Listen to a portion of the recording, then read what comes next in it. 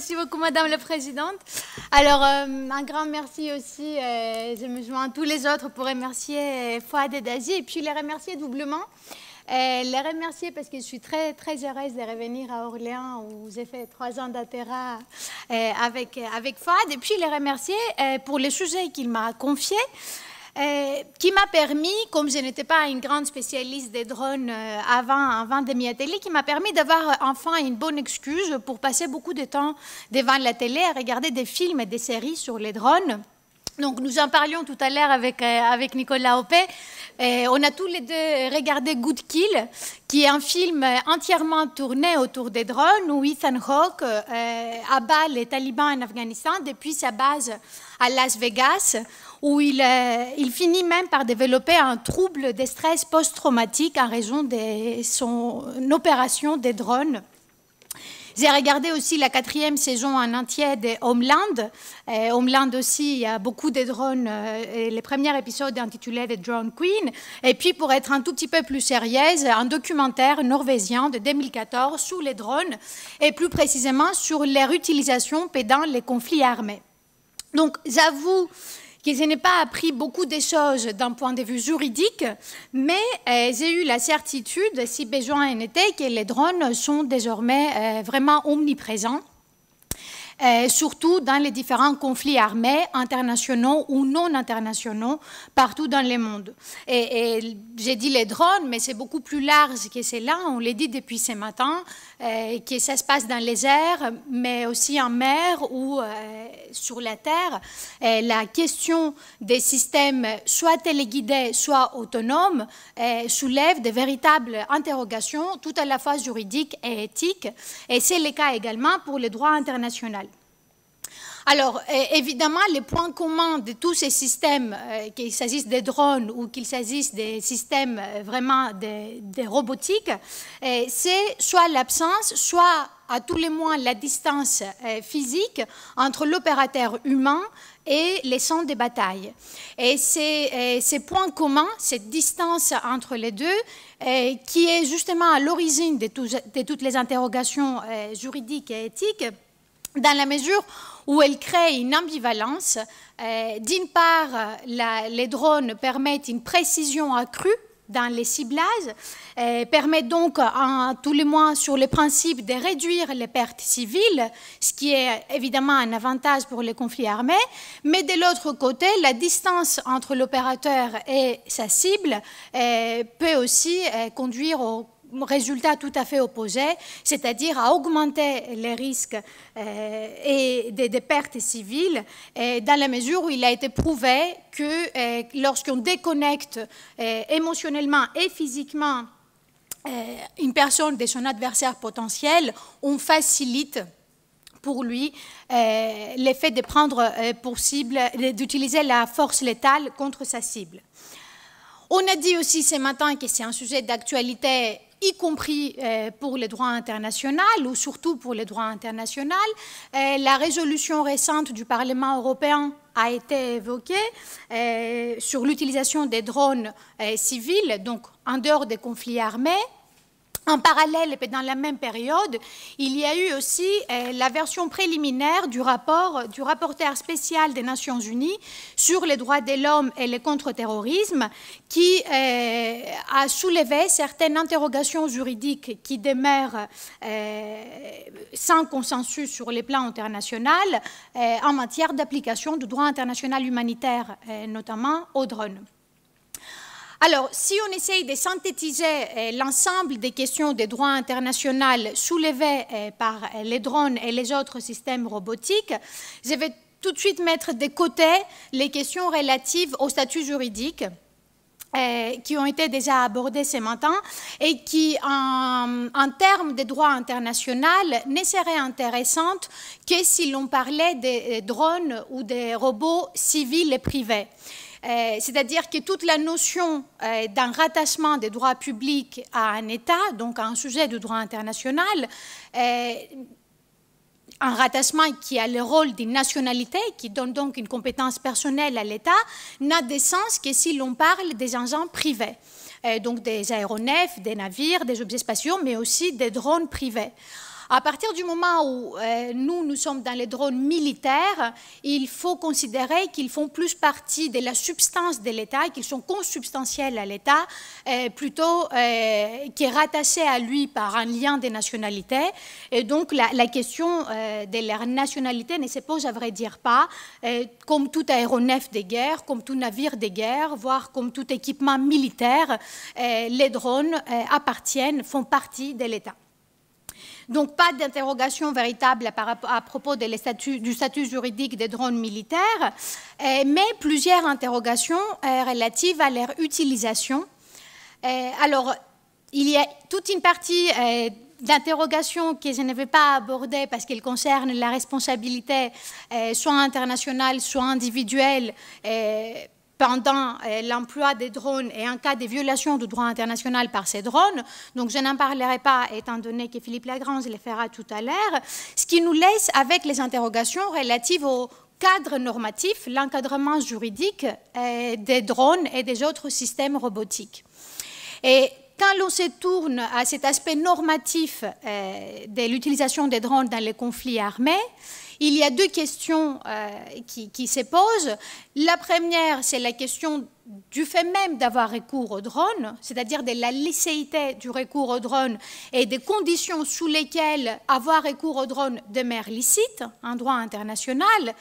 Et la deuxième, c'est la question des règles qui encadrent juridiquement leur emploi une fois les recours aux drones déjà effectués.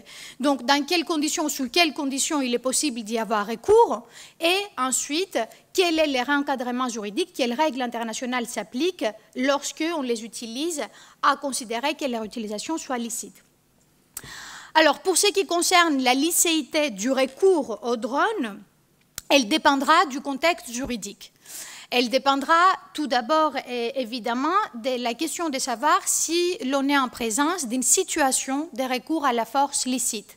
Donc, de la question vraiment de jus ad bellum, ce n'est que s'il s'agit d'un recours à la force licite, et j'y reviendrai, que l'emploi armé des drones sera possible. Deuxièmement, toujours dans le même ordre d'idée, il faut justement savoir aussi si l'utilisation que l'on fait des drones est armée ou non armée.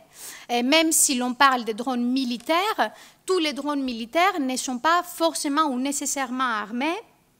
Et même s'ils le sont, ils n'utilisent pas toujours leurs armes.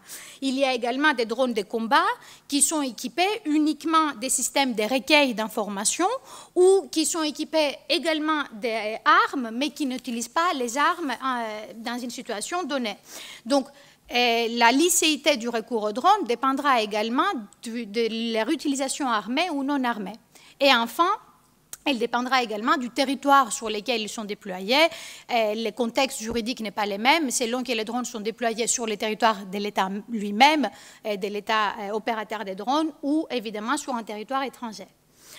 Alors, si on commence par l'utilisation des drones armés et destinés à combat, une utilisation armée, je le disais tout à l'heure, obéit évidemment aux règles du jus ad bellum. C'est-à-dire que la situation doit être qualifiée d'un recours licite à la force pour que l'utilisation armée des drones ou d'autres systèmes robotiques soit possible sur territoire étranger. En somme, ce n'est que si on est en situation de légitime défense ou d'autorisation par le Conseil de sécurité ou consentement de l'État territorial pour assistance, pour intervention militaire d'assistance, que l'emploi de la force, y compris donc par les drones, en territoire étranger, sera licite. Sur les territoires de l'État, en revanche, des mesures de police peuvent permettre un emploi armé des drones. On en parlait ce matin également, en cas par exemple d'interception d'un aéronef, en cas de survol non autorisé sur un espace aérien étatique. Mais cela n'est pas mon sujet, puisque je m'intéresse au conflit armé. Alors, en temps de guerre donc, en temps de emploi licite de la force, il n'y a en principe pas d'interdiction d'avoir recours aux drones armés, comme aux autres équipements militaires, et donc il n'y aura pas de problème juridique si l'on est dans un contexte d'usage général des forces licites, c'est-à-dire si l'on se trouve, si les drones sont déployés sur les théâtres d'opération, sur les champs de bataille. Alors, quelques zones juridiques grises vont bien sûr demeurer. Quid de la définition de la légitime défense? Quelle définition de cette légitime défense on va adopter? Je pense que Nicolas Open en parlera tout à l'heure. Qu'est-ce qu'on entend par théâtre d'opération ou par champ de bataille? Dans les conflits contemporains, les champs de bataille ont tendance à s'élargir. La très contestée doctrine américaine tend même, post donc 2001, tend même à faire de la planète entière un champ de bataille. Et également, qu'est-ce qu'on entend par espace concerné par l'emploi de la force licite? Ce n'est pas seulement, à l'évidence, l'espace territorial des États, mais également les espaces internationaux. Philippe Fekkel en parlait ce matin. Dernière interrogation par rapport à cette utilisation armée des drones et du jus ad bellum, c'est la question de savoir qu'est-ce qui se passe si l'on est en dehors du cadre d'un usage général des forces licites. Je pense ici, et je ne vais pas beaucoup élaborer, mais je pense aux frappes isolées ou aux assassinats ciblés. Le caractère isolé de l'opération ne permet pas de l'inclure dans l'interdiction de l'article 2, paragraphe 4 de la Charte, c'est-à-dire l'interdiction du recours à la force, parce que justement, ce n'est pas un usage général de la force, mais un incident isolé. Donc, ce n'est pas l'interdiction du recours à la force qui va rendre illicites les assassinats ciblés, mais la violation à l'évidence du droit international des droits de l'homme qui va reprendre ici sa place naturelle, la violation du droit à la vie, et évidemment, si les drones opèrent sur territoire étranger, la violation de la souveraineté territoriale, des droits à la non-intervention, etc. Donc, en toute hypothèse, si on n'est pas dans un cadre d'usage général des forces licites, l'emploi des drones armés sera illicite, mais pour des raisons qui relèvent du droit international des droits de l'homme et de la souveraineté territoriale de l'État. Alors, à côté de ces drones donc, armés et à utilisation armée, il y a également les drones soit non armés, soit utilisés pour des fins de surveillance, des renseignements et d'observation à des fins militaires uniquement, donc une utilisation non armée. Cette utilisation ne posera en principe pas de problème en termes d'emploi de la force, mais il faudra évidemment qu'elle respecte tous les autres principes du droit commun, du droit international général. Donc, encore une fois, respect du principe de non-intervention, respect du principe de non-ingérence, tous les débats autour de la question de savoir si l'espionnage est ou non interdit en droit international. Donc, même si l'on accepte qu'il n'est pas interdit en temps de guerre comme en temps de paix, il faudra qu'il respecte et que la situation d'espionnage ne soit pas constitutive d'une intervention illicite sur un territoire étranger, ce qui sera probablement le cas, à moins que les drones se trouvent dans un espace international. Donc, pour tout ce qui est utilisation non armée, c'est le droit commun, le droit international général qui s'applique, et ces principes doivent être respectés par les drones armés à la enfin, non armés et destinés à la surveillance. Pour passer maintenant aux règles internationales qui encadrent l'utilisation des drones lors des conflits armés, donc une fois qu'on a établi qu'il y a une situation qui permet un recours licite aux drones de combat, encore faut-il savoir comment leur utilisation est encadrée. Donc, la question se pose évidemment dans les cas d'un conflit armé, international ou non international, en sachant que ces dernières années, les régimes juridiques des conflits armés internationaux se rapprochent considérablement au régime juridique des conflits armés non internationaux. Alors, j'ai dit que l'existence d'un conflit armé est un préalable parce que, évidemment, les drones ne sont pas seulement utilisés en cas de conflit armé international ou non international. Ils peuvent être déployés également pour faire face à une simple situation de troubles internes ou de tensions internes non constitutifs de conflits armés.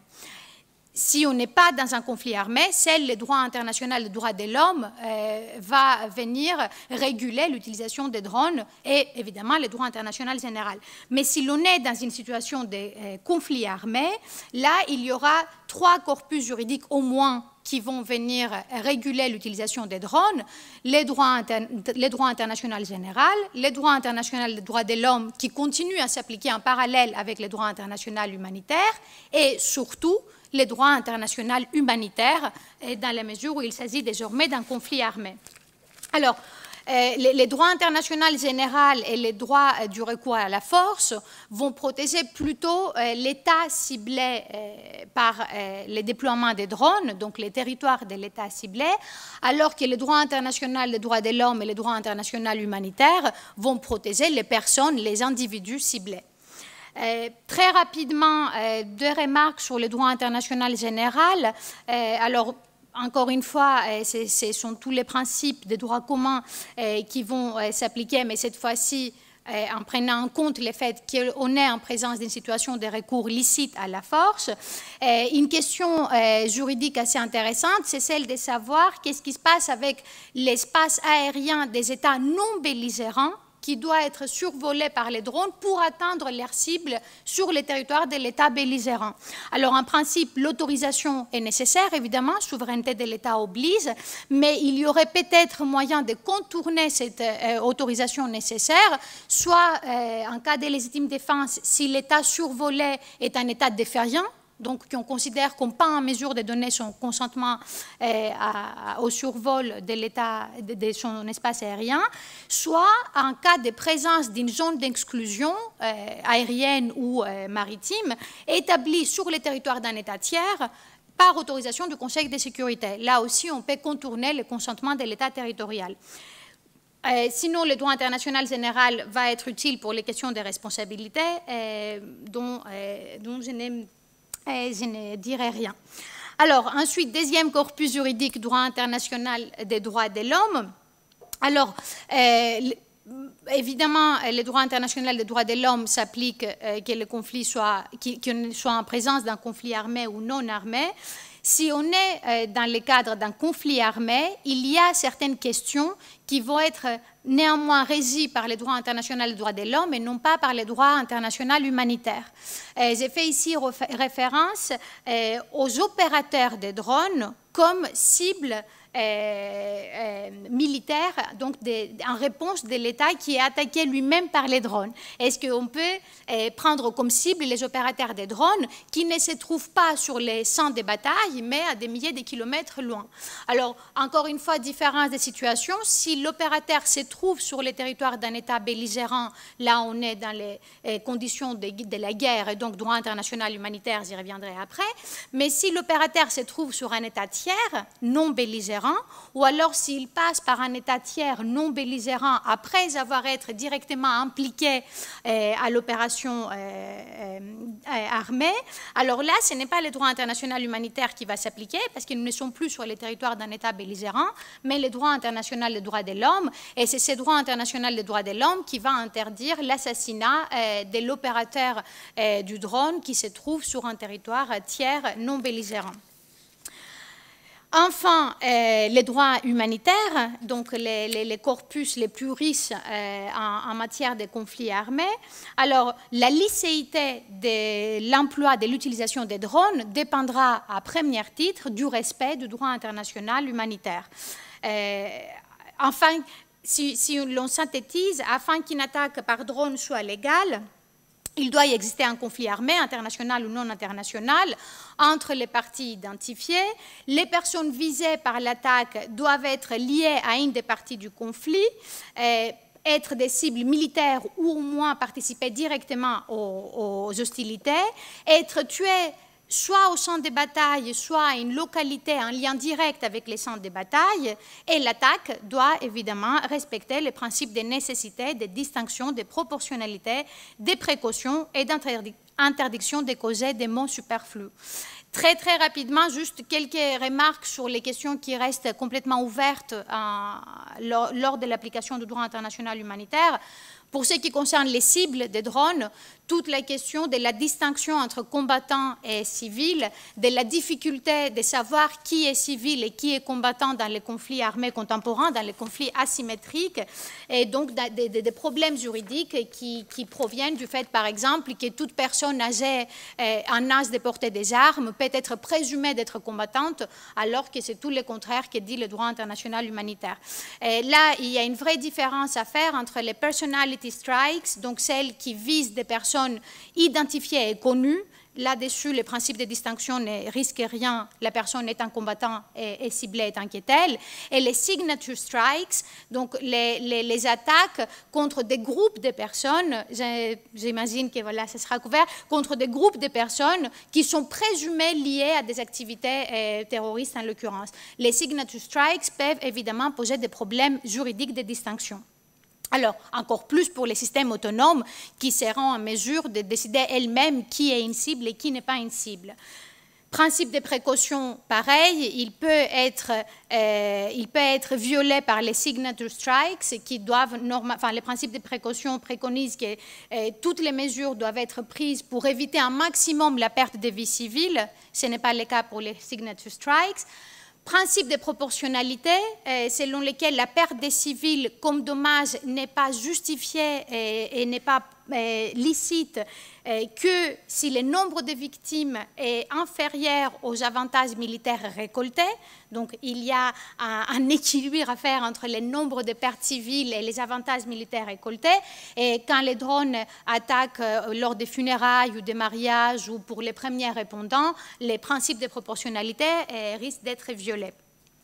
Enfin, je ne vais dire qu'un seul mot parce que ça a été évoqué ce matin, principe d'humanité, exigence de la conscience publique, ils sont évidemment à prendre en considération et si avec les drones les problèmes juridiques et éthiques sont peut-être moindres, avec les systèmes autonomes, les salades dont on parlait ce matin, ils vont être beaucoup plus accentués. À côté du droit international général, du droit international des droits de l'homme et du droit international humanitaire, d'autres corpus juridiques peuvent être applicables à l'emploi des drones lors des conflits armés. Et je pense ici au droit de la maîtrise des armements, nous en parlions également ce matin. À partir du moment où les drones sont des systèmes de transmission des armes ou alors des armes eux-mêmes, le droit international de maîtrise des armements va également venir s'appliquer. Donc les drones ne pourront pas être utilisés pour transporter des armes prohibées et pour les amener sur les champs de bataille lors d'un conflit armé. Et tous les traités en matière d'armement et d'interdiction ou de limitation d'emploi des armes devront être respectés. Voilà, alors pour finir et pour conclure sur cet ensemble des normes internationales qui viennent encadrer les recours aux drones et l'utilisation des drones, il est assez évident qu'un cadre normatif existe puisque les droits internationaux généraux, les droits internationaux des droits de l'homme et les droits internationaux humanitaires peuvent être et sont effectivement appliqués, y compris pour ce qui concerne les drones. Après, ce cadre normatif peut être complété ou être affiné pour mieux s'adapter aux particularités d'un conflit armé qui inclut l'emploi des drones de combat. Et puis, évidemment, la mise en œuvre de toutes ces règles juridiques doit être attentivement surveillée et leur violation sanctionnée, mais cela fera l'objet d'une autre intervention cet après-midi. Merci beaucoup.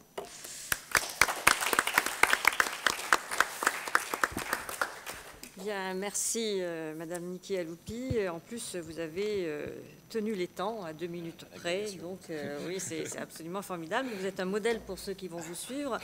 Et alors, on a bien compris que finalement, il y avait le corpus juridique était très riche pour l'utilisation des drones. On n'est pas dans le vide juridique, on n'est pas dans de la lacune, bien au contraire.